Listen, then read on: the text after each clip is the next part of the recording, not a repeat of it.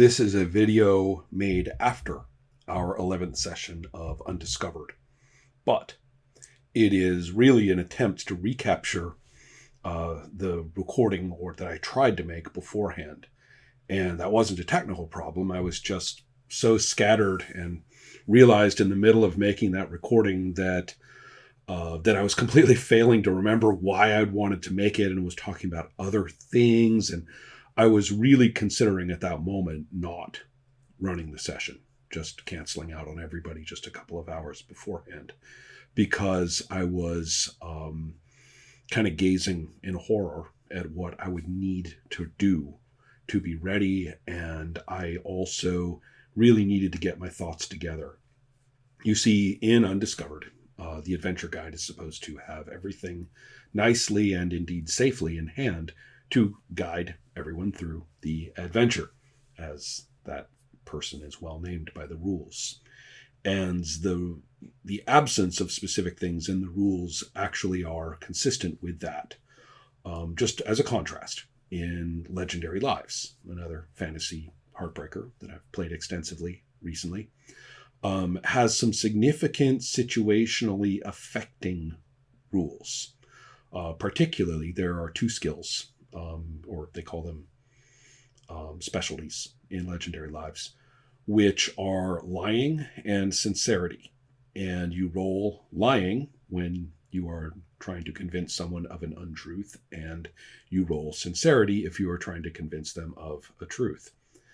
And truth and lie meaning, what the character thinks, obviously, what you're trying to do as the character. And the important thing is that these roles are binding. They have impact on the other person that you are using this specialty on. And therefore, at the end of a session, if these kinds of roles have been made, then one or more characters, since those roles can either succeed or fail, there's four possibilities. The character could have been confronted with the truth and refused to believe it. They could have, or just not been convinced. They could have been confronted with the truth and been convinced. They could have been lied to and been successfully lied to, so they're hornswoggled. Or they could have been lied to and seen through it. So that's a lot of interesting, balance for preparing for the next situation, because the game master is looking, if this has been going on, and it tends to, the game master is looking across all these non-player characters, and sometimes player characters are involved as well, and thinking, well, okay, what does everyone think is going on? Who thinks who is lying to them? Who thinks who is telling them the truth? And who's right about that? And who's wrong? And about what? So you've got a whole different sort of profile of opinions occurring. And it's real easy to bounce from there into just deciding what everybody's going to do. Legendary Lives is quite nice in this regard. Undiscovered has no such roles whatsoever. There's no role to convince. It's simply, if the player character is telling one of my non-player characters something, I simply have to say, where is my non-player character coming from? How are they going to receive this information? And I just do it. Now, that's not impossible. But what it isn't, and again, I'm not talking about this as the single variable. I'm just picking this as one case, one type of interaction or event, of which there are many. It leaves me in the situation of kind of taking what just happened, and then I sort of have to go from scratch through all of my non-player characters and say, well, do I think this person has been convinced? Do I think this person perceives that as a lie when it's not? Do I think this person will swallow, the untruth they've been fed? All of that just has to be a qualitative decision on my part, which I can do. If that's the responsibility, then I accept it. But it's a lot to pick up from what's lying on the floor. Add to this issues of positioning, of the characters in physical space.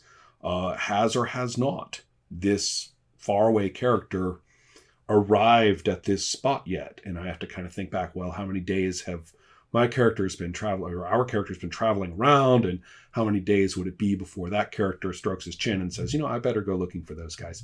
And then how long is it going to, take them to get here?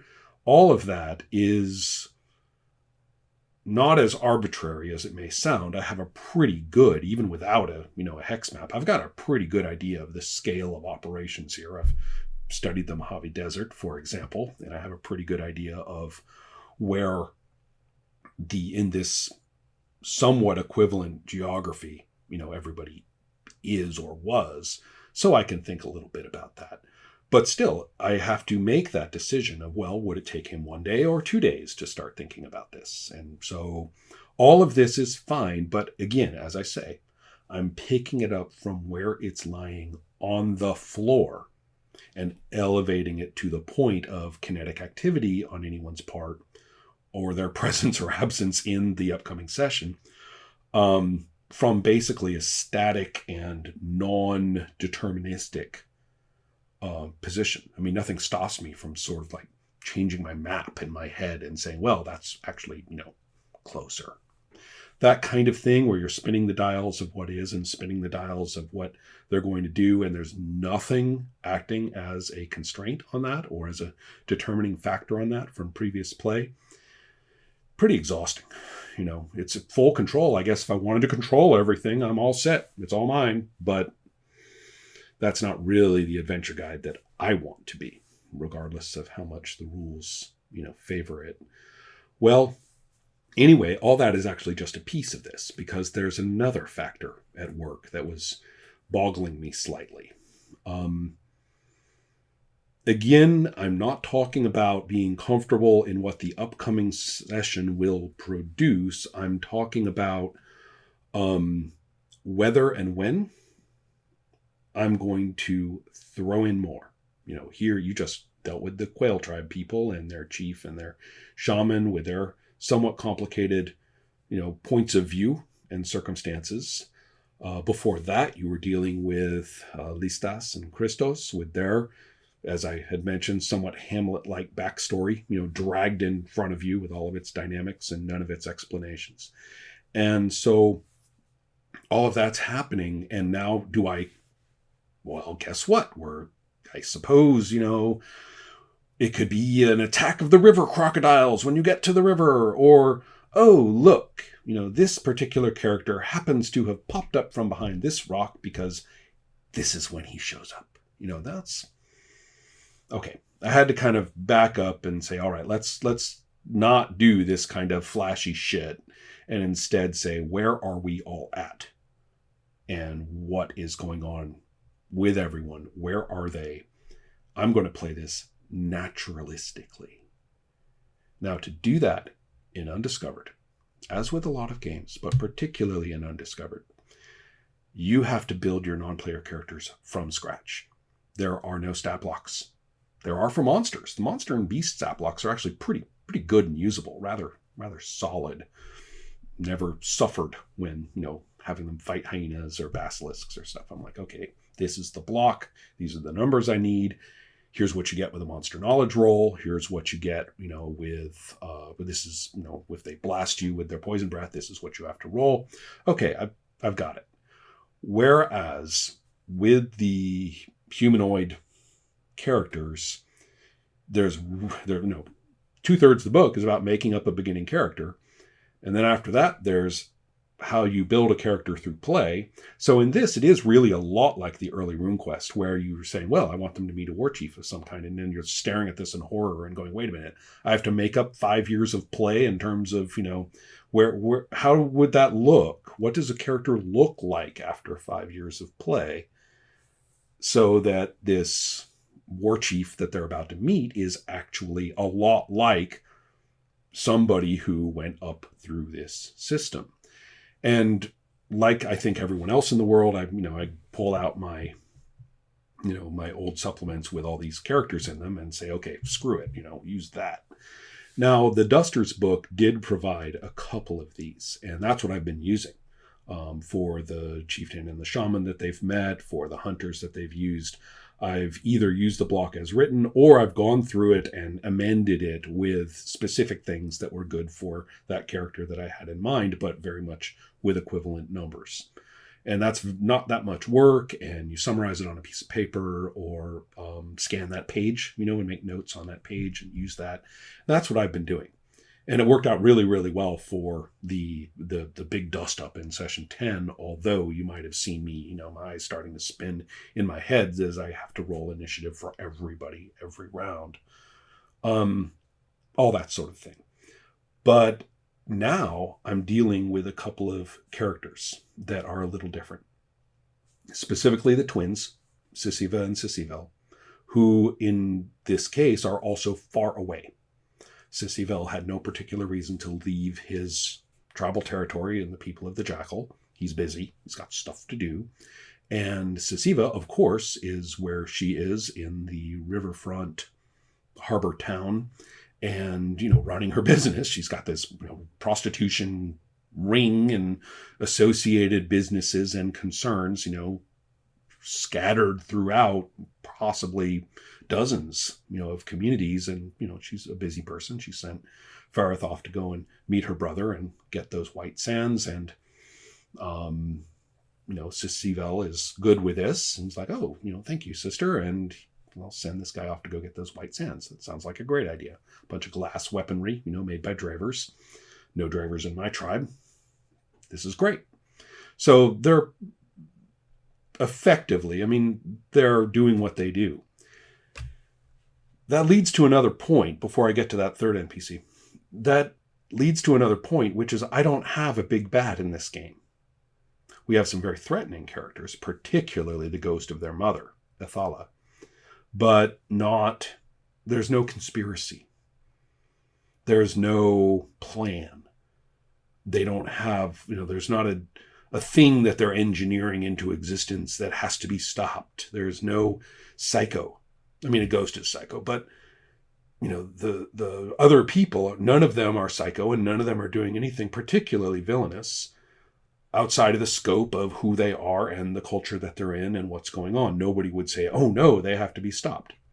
They might perceive them as powerful and dangerous if their interests are not exactly aligned with your own, but they're not,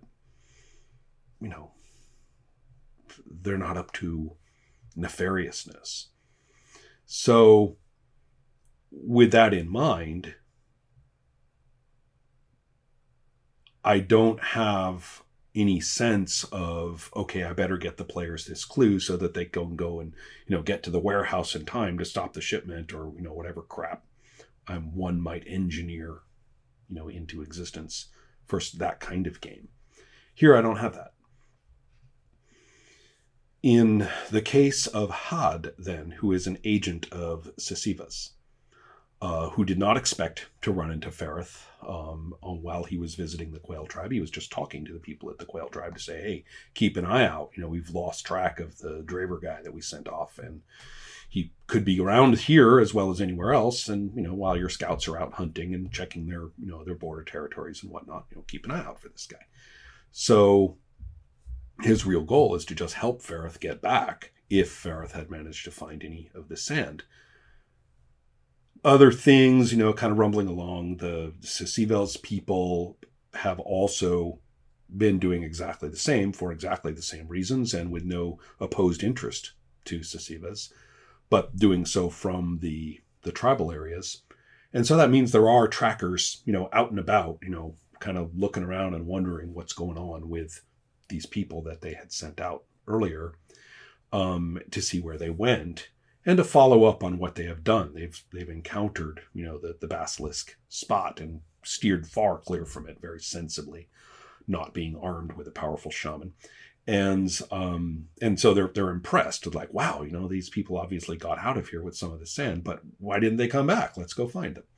So anyway, Had is somewhat surprised that these people have actually showed up practically in his lap and has lost no time in trying to say, hey, look, I'm here to help you. Let's get back to Sisiva. Granted that he is a skanky looking cutthroat enforcer dude that Sisiva sends off to ensure her interests are met in a variety of circumstances. Granted, he is by no means the least, he's by no means an innocuous character, and should, understandably, even should Ferrith prove pesky, refuse to do what he had said he would done, for example, or anything of the sort, Hod would think nothing of cutting his throat and taking the sand. But that doesn't seem to be the case. Ferrith has told him, let's get this back. Ferrith has also tried to allow to Athasha that he does not intend to get the sands back. That's what was going on at the end of the last session. And so here I am thinking, well, from Hod's point of view, as I say, if Ferrith were refusing, then Hod would take steps to try to acquire this, and we would have a fight. If, so there were some other, hostile situation, then, Hod would take steps to deal with it. But at the moment, it looks as though Ferrith is doing exactly as agreed. The reason why they didn't, go straight back to the Jackal remains a little obscure to Hod, but, we're working with reality. He's kind of a, okay, new now, let's do it kind of guy.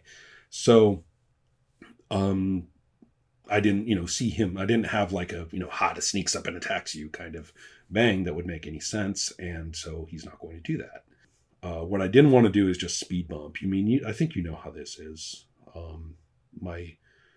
The analogy that I keep in mind for this goes all the way back to the movie The Phantom Menace, which, among many other interesting details, includes an escape from some situation. I can't even remember what, and it's underwater, and they're in some sort of vessel, and they got to get through this little area and, get out. And kind of for no reason at all, there's some sort of predator fishy monster, and it threatens the ship and opens its jaws, and the ship kind of, if I'm remembering correctly, the ship just basically dodges, right? They just pilot the ship, and get it past the thing and then get away. And I'm like, it doesn't even add to the tension. It doesn't even add to the pacing. It doesn't do anything. The point was to get away from there. And just because this fishy thing goes rah, chunk, and misses, on your way out I'm just not interested in throwing up like a little speed bump there that doesn't have any kind of, content. There are such things as coincidental things that occur. This is an area full of bears. We're running through it, pell-mell. Running into a bear could actually be a thing, right? But this was just like, oh, how do we know there's a fishy monster here? Because it's gaping its jaws at us. What are we going to do? Is it hard to deal with? No, we're going to just, pilot a little bit and we're gone. Like, well, couldn't we have just sort of snipped that part out and just, they got away and now they're out, right? So anyway, that's what I was thinking about. I was thinking about that stupid fishy thing and saying, I'm not going to do that. So really, it really came down to what decisions are going to be made. I thought as well, is it really about getting fully away from the Quail territory? Well, no, their shaman is on the brink of death, and their chief was last seen fighting a ghost with a sword that she could not touch with it. The shaman being out of miracle points, and a couple of the little ghosty things, still active. If, I think one of them was struggling along on the last couple of points that it had. And the death wraith was still, pretty active. It also had been hammered hard by Athasha, but the chief couldn't hurt it, and her warriors couldn't hurt it. So who knows what's going back there? Maybe both of them are dead by now. Or maybe not, but whatever it is, there's been a humongous leadership, crisis. Whether what news is radiating out from there through the Quail peoples, what, urgencies were called into action when Chuchult mobilized people, when she realized that she actually had her hands on these people that Sisvel was looking for. All of that just exploded upon the Quail tribe. And so they must have, there's really some organized effort to go and catch anybody probably isn't going to be happening. So that stated, their path to the river, as long as they practiced a little bit of caution, really shouldn't be very hard. So I didn't have like an inbuilt confrontation. Couldn't even see the justification to roll to avoid it, really.